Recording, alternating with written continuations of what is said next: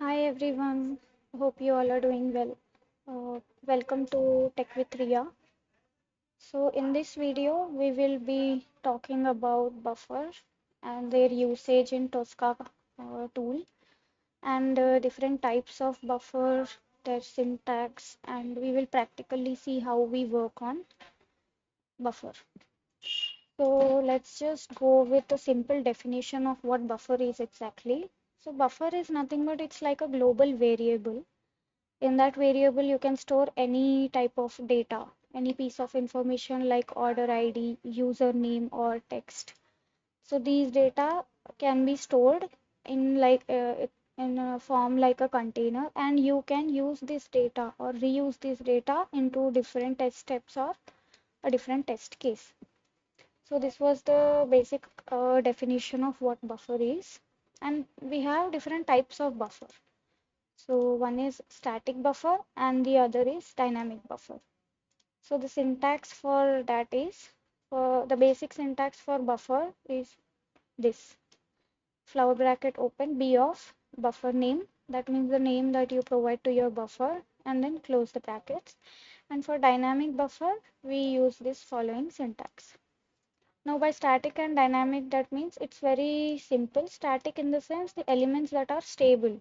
Okay, that means they don't change frequently, or whenever you refresh your application or anything, it will be stable, like username, password, uh, like user ID, password.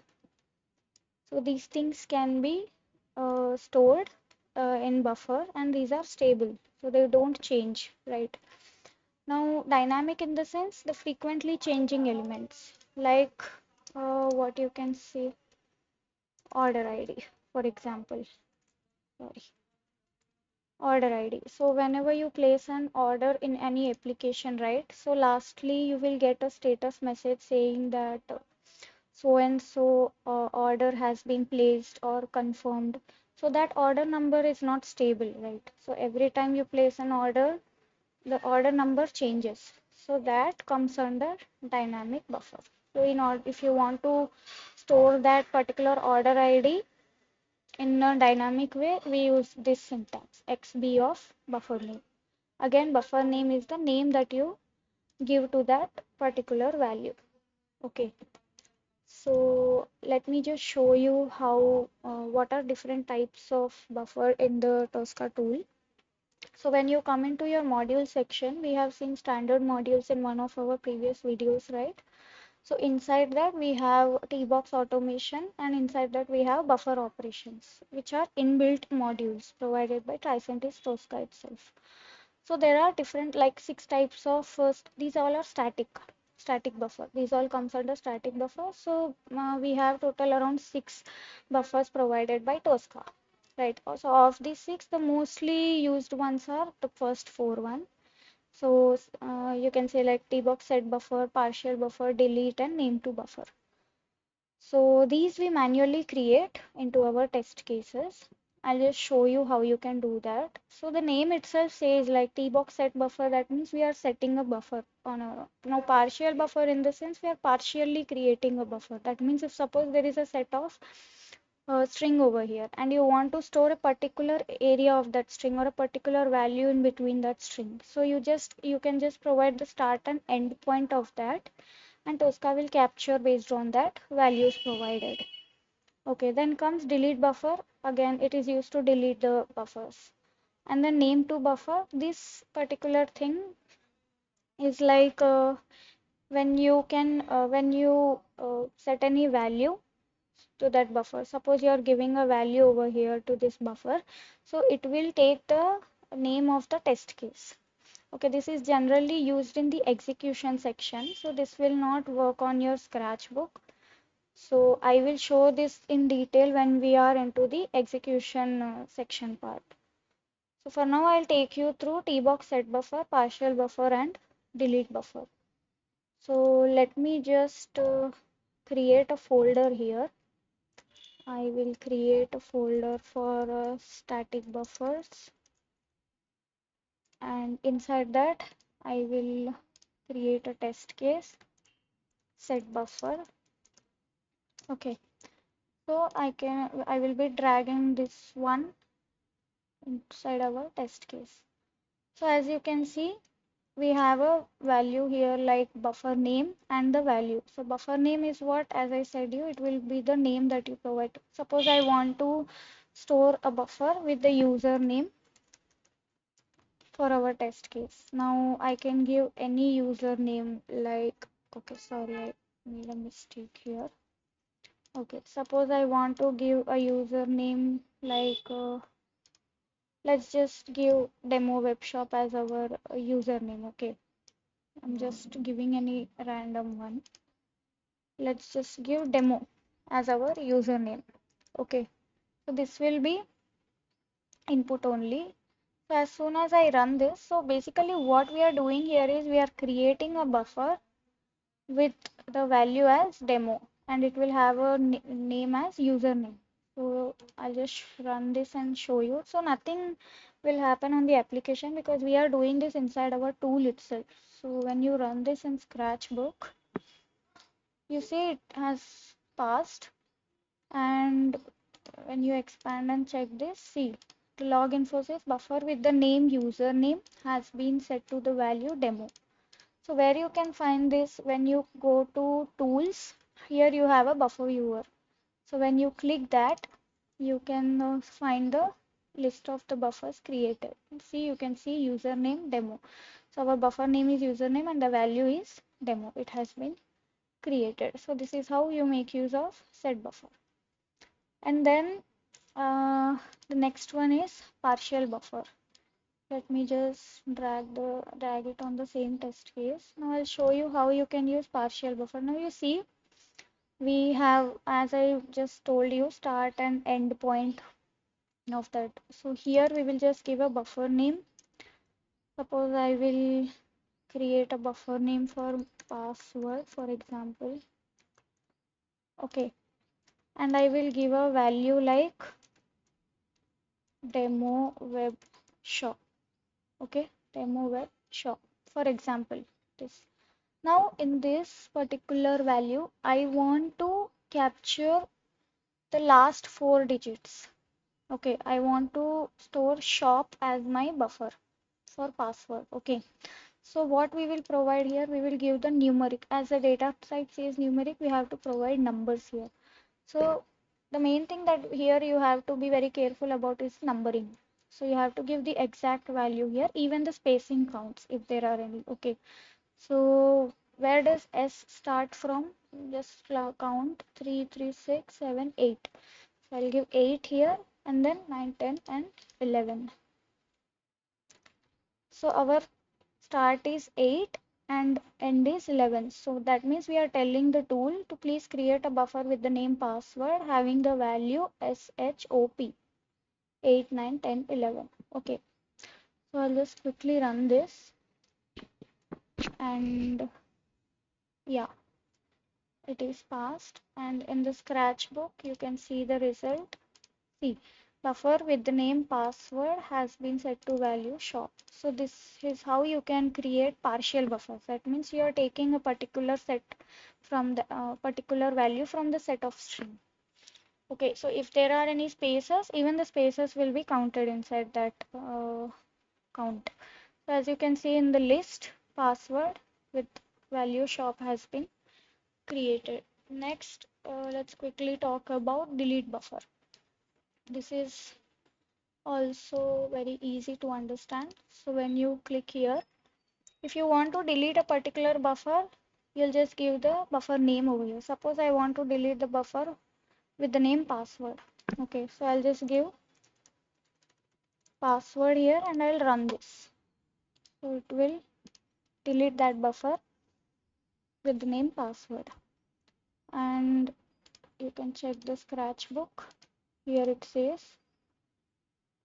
see, successfully deleted password. So you can also check that in your buffer list, there is no password present here. Now for suppose if you want to delete all the buffers, so what you can do, you will simply run without providing any value. Let me just delete that.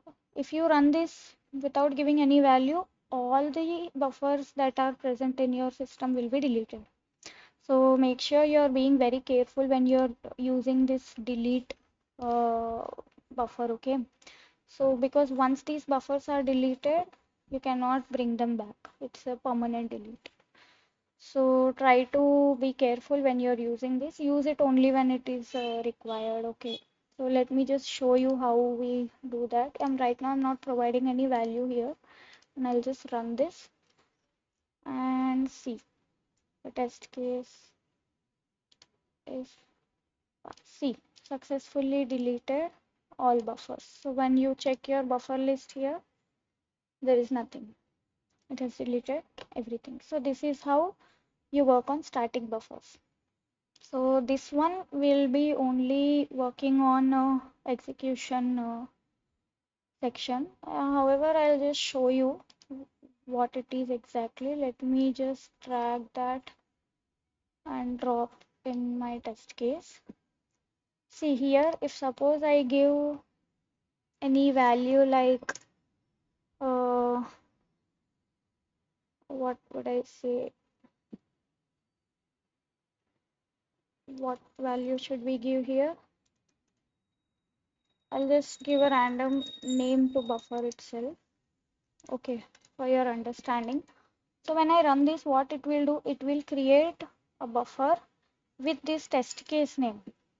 But when you actually run this in execution, it will take the test case that it has been added to. But in Scratchbook, it will take this test case only.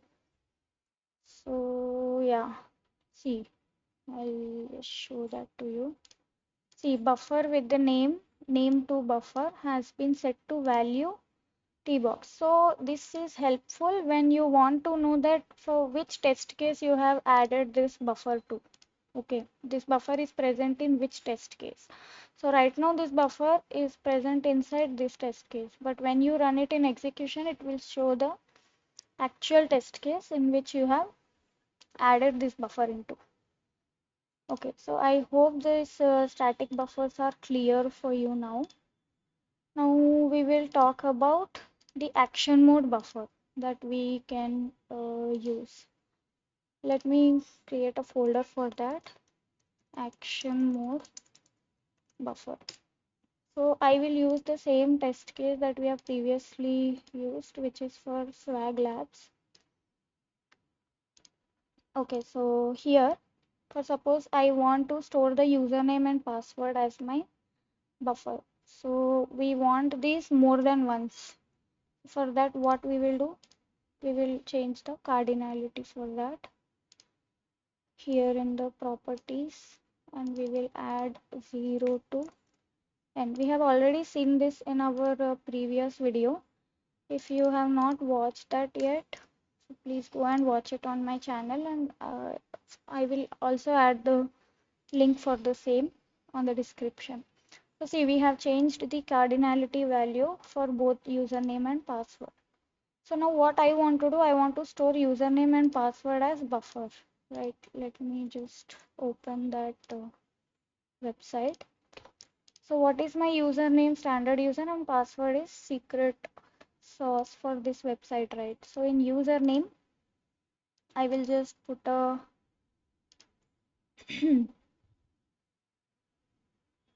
just a second. Okay, so let's talk about action mode buffer, and let me create a folder for that. I think I deleted it by mistake. Action mode buffer. So I will use the same module for this. Okay, so we have a test case for login, right? So we wanted cardinality, which we have already set, and now I will just enter the details over here like standard user input, and I will buffer the value as I will just give it as I'll explain you what we are exactly doing here, and I will change this one to buffer. Same thing I will do here. I'll just quickly add a password to this. Okay, let me just change it to string. Because I want to actually see the value over there. Now I will just put the ORD password. Okay, and I'll give an X here. So now what we have told our Tosca tool is to please go and enter the value for username, standard user, and then create a buffer for this value with the name as user ID. Same thing we have given here, password as this. Okay, so now this, as soon as I run this test case, what Tosca will do, it will create a buffer with this name user ID and which has a value like this. And again, it will do the same for the password. It will create a buffer with the name password and which will have the value secret sauce. So I'll just run this. Before that, let me remove these values here. Okay. Now I'll just run and show you what will happen exactly. So here we are talking about the usage of the action mode buffer. So it will directly store the value as the provided names that we have given in our test case. So our test case has passed and we can check in our logs. See, buffer with the name user ID has been set to value standard user and buffer with the name password has been set to value secret sauce. The same thing you can find in your buffer list, user ID and password. So in future, whenever you want to use this, you can use the syntax that I have mentioned you previously over here, this one. So as soon as you call this syntax, Tosca will automatically fetch the value from this buffer list. Okay. Now let us quickly understand what are dynamic buffers. So I will create another folder for that. Dynamic buffers. So for this, I will use simple logic here. So dynamic buffers are the ones that we previously discussed, like frequently changing elements on the UI, for example, order ID. So for this, I have written a success message over here manually. So whenever you order anything on an application, right, you will get a success message something like this with the order ID given here. Now, suppose this order ID is dynamic, so it will change every time you submit the order, right? So in order to capture this order ID, you cannot simply go and capture this manually. Manually you can do it, but for that you will have to use a partial buffer, but that's not possible every time, right? So then since this is automation, we need to have something that has a logic behind this. So for that we use this syntax, xb of buffer name. So how we use that, I'll just quickly show you. I will create first I will have to scan this as a module, right, in order to work on this. So the same thing we will be doing here. I'll just create a folder for your understanding, dynamic buffer, and I will scan that application here. Uh, 1 second, let me open scan.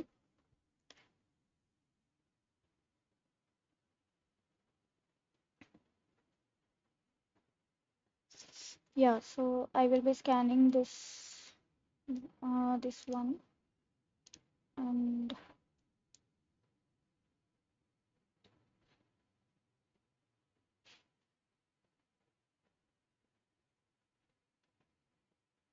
okay, so here I want to capture this particular message over here, right? So I'm using select on screen option and I'm just clicking on this and I'll just close this. As you can see here, we have captured that success message over here and it has been made unique by using the properties. So I'll just change this to dynamic order ID for your understanding. and I will save this as a module here. Now let's just close the XScan window since our module is successfully created. So I'll simply drag and drop it to my test case. So as you can see here, inside this is the message that we have just scanned. Now we want to capture this order ID over here. So for that, what I will do, I will steer the property. So how you can do that? Clicking on this steer property, and I will take the inner text. Inner text in the sense it will grab the value from the name of the folder from here, and I'll just paste the value here. Like this is the inner text, right? I'll just paste the value over here, and instead of this order ID, I will put that syntax which we have talked about. Okay, so in place of the order ID, I will paste this syntax here. Let me just, yeah.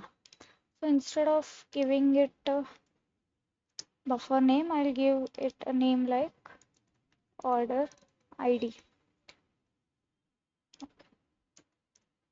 Order ID has been confirmed, and I will use verify. So for dynamic buffer, we use verify action mode. Okay.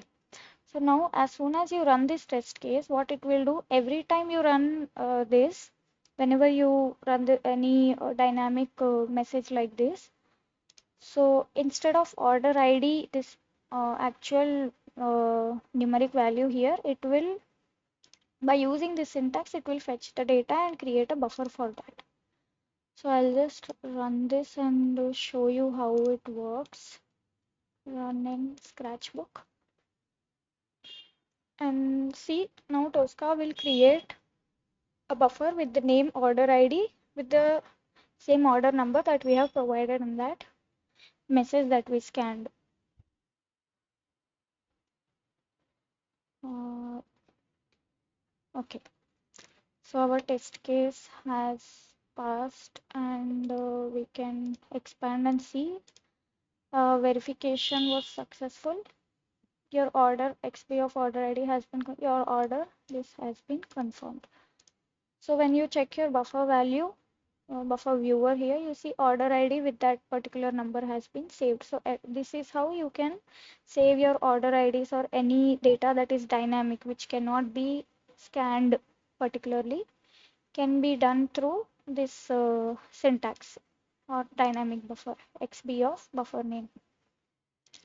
So I hope this topic about buffer is clear for you guys, and try to practice with different scenarios as much as possible, because I know this is a bit confusing. It sounds a bit confusing when you newly learn this, but as you practice more, it will become very easy. And it is very helpful as well, because you don't have to remember each and every value whenever you're working on your test cases. You can simply use buffer for those. Okay, so yeah, thank you for watching the video. I hope you have learned something interesting and new here. And if you did enjoy the video, please like, share, subscribe, and comment if you have any questions or if we have missed out on something. And in the next video, we will be discussing more in detail about the test cases. Like we have many more topics about data types, or we will be also learning about reusable test blocks and all that. So in the next video, I will create more videos on test case section only. So yeah, guys, thank you. Happy learning. Bye bye.